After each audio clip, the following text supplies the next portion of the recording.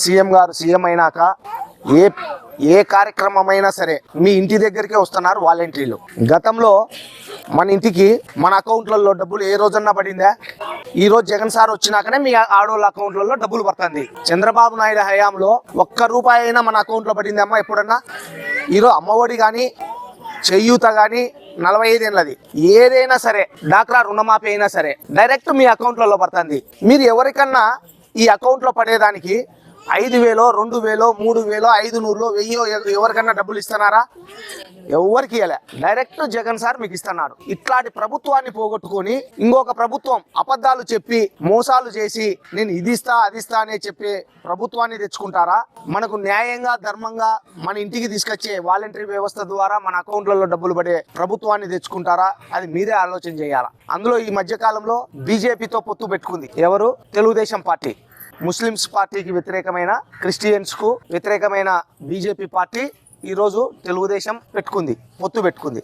కాబట్టి ఎన్ని ఆలోచన చేయాలా. జగన్ సారు బీదోళ్ళ కోసం డబ్బులు ఎక్కడెక్కడ ఉండే డబ్బులన్నీ తీసుకొచ్చి మీ అకౌంట్స్ కు వేస్తున్నాడు. మంచికి పిల్లల చదువుకు కానీ, 45 ఏళ్ళు దాటిన మహిళలకు 18,000 కానీ, చేనేత కుటుంబాలకు 24,000, చేనేత మొగ్గం నేసే వాళ్ళకు 24,000, డాక్రా రుణమాఫీ ఇంతకు ముందు చంద్రబాబు చెప్పినాడమ్మా, చేసినాడా మీకు?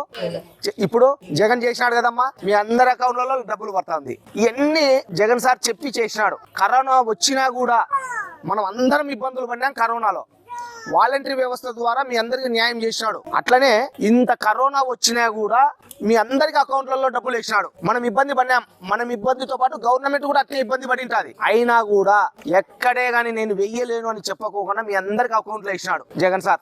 ఇవన్నీ ఆలోచన చేయాలా. 1,000 రూపాయలు కూడా ఇచ్చినాడమ్మా కరోనా టైంలో. కొంతమందికి బతికి ఉండొచ్చు, కొంతమందికి బతికి ఉండకపోవచ్చు. ఆ రోజు ఇబ్బందులు అనేసి తంబేపించుకొని 1,000 రూపాయలు ఇంటికి ఇచ్చినాడు కరోనా టైంలో.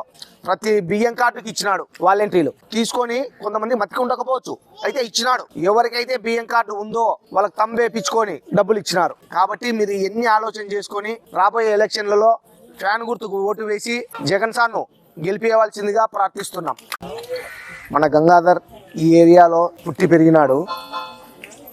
ఈ బీజేపీ పార్టీలో నుంచి వైఎస్ఆర్ కాంగ్రెస్ పార్టీలోకి మేము ఆహ్వానించడమైంది.